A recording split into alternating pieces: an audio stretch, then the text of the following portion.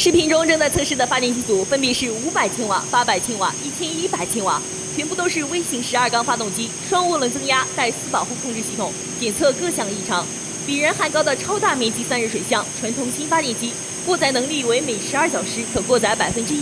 运行1小时。加厚底座与不锈钢减震底座保证了机组的稳定运行，是破碎机、制砂机、机械设备必备的高性价比发电机组。